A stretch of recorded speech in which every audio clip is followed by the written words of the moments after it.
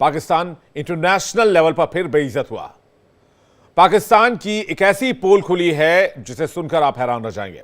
कहते हैं अब आज आप पाकिस्तानियों पे बुरा वक्त है तो आज इन्हें इंडिया याद आ रहा है, वो ये कहते हैं। नरेंद्र मोदी जो हैं उन्होंने पहली मीटिंग ही तुलसी गैबर्ड से की है right after landing in Washington DC.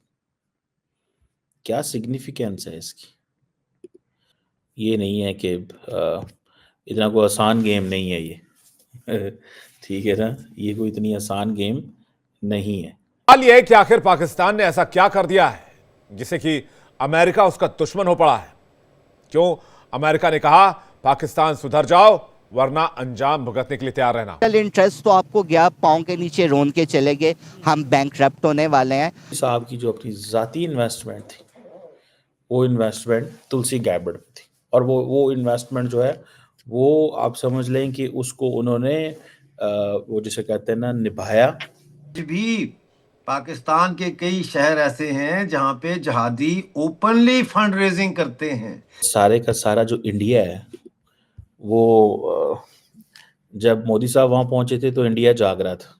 अब हमारी पोजीशन इतनी स्ट्रांग हो गई है और रिजिड हो गई है कि हमें पीछे हटना हमारे लिए मुश्किल हो गया। ठीक, और इंडिया जो अपने काम करता जा रहा है, इधर उधर सब ड्रामे हो रहे हैं।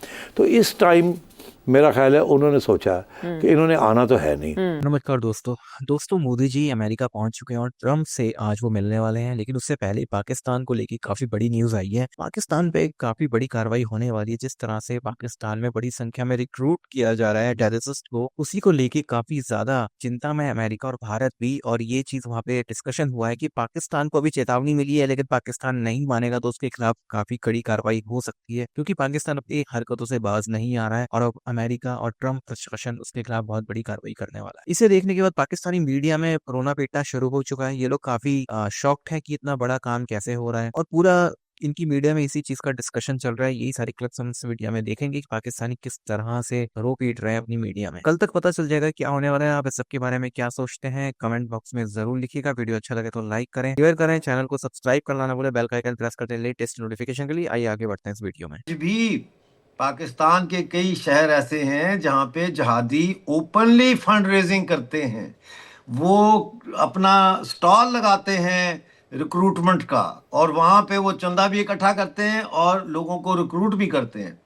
तो इस वक्त आप यूं समझ लीजिए कि तकरीबन 40 लाख मदरसे के स्टूडेंट्स हैं पाकिस्तान में। तो रिक्रूटमेंट के लिए तो मंडी पूरी है। जैसे वो मुसलमानों की ईद के ऊपर गाय भैंस और बकरियों की मंडी लगती है, तो वहां जाके आप अपनी मर्जी का जानवर चुन लेते हैं। तो ऐसे ही पाकिस्तान में ये 40 लाख की जो मंडी है मदरसा स्टूडेंट्स की, यहाँ जाएं आप, जितना मर्जी आप रिक्रूट कर लें। तो लेकिन इसमें एक बात जो हमें समझनी चाहिए वो ये है कि यहाँ पे एक क्लीवेज है, यानी कि एक टूट है। और वो टूट ये है कि जो आम नागरिक है पाकिस्तान का, उसका इससे कोई लेना देना नहीं है। वो नहीं रिक्रूट होके शामिल हो रहा है इनके साथ वो ही शामिल हो रहे हैं जो मदरसे के स्टूडेंट हैं या जो बहुत ज़्यादा इन्फ्लुएंस्ड हैं जहादी नैरेटिव से। और उनकी तादाद 28 करोड़ 27 करोड़ आबादी के मुकाबले में बहुत कम है। लेकिन चूंकि उनके पास असलहा है, चूंकि उनको पाकिस्तान की डीप स्टेट की आशीर्वाद है, चूंकि उनके ऊपर कोई रोक टोक नहीं है, इसलिए वो ताकतवर हैं। और लोग, जनता कमज़ोर है, डेमोक्रेटिक फोर्सेस कमज़ोर हैं। अब पीओजेके की मिसाल आप ले लें, रावला कोट में, मुजफ्फराबाद में, कोटली में, ये हर जगह इन्होंने ये निकलते हैं और चंदा जमा करते हैं ट्रेडर से, दुकानदारों से, लोगों से, और उसके साथ साथ कैंप लगाते हैं रिक्रूटमेंट के, जहां नौजवानों को कहते हैं कि आप आके यहाँ पे दस्तखत करें। जी, आपने एक लाइन इस्तेमाल की, उस पर मैं मोहसिन रजा खान का रिएक्शन लूंगा, उसके बाद वीके दत्ता सर के पास जा रहा हूं। खान साहब, उन्होंने कहा कि भाई पाकिस्तान आतंकियों की मंडी है। मंडी मतलब होलसेल मार्केट पूरी दुनिया के लिए।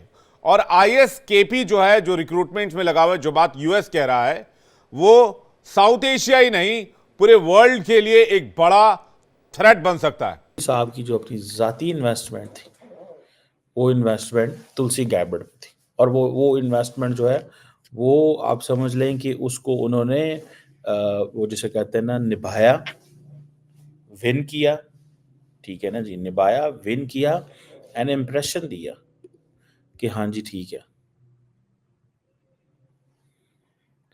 सो Michael Waltz, national security advisor, Elon Musk, Vivek Ramaswamy और डायरेक्टर नेशनल इंटेलिजेंस से ऑलरेडी मुलाकात हो गई है। ट्रम्प साहब से मिलेंगे और मेरा ख्याल है मार्को रूबियो भी होंगे वहाँ पे।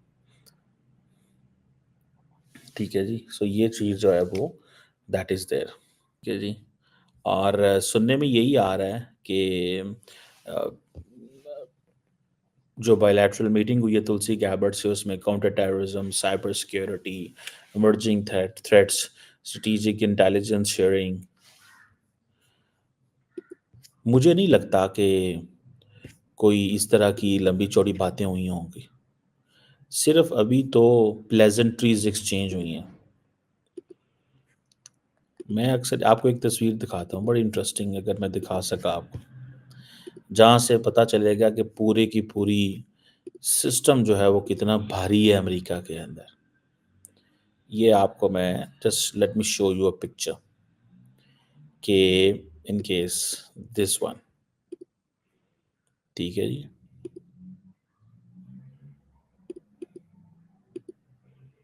ये एक पिक्चर है जो मैं दिखाना चाहता हूँ। ये आप देखिए, इस पिक्चर में तुलसी गैबर्ड और उनका एक असिस्टेंट, और इस पिक्चर में क्या है, foreign minister, national security advisor, ambassador, foreign secretary, हर चीज बैठी हुई।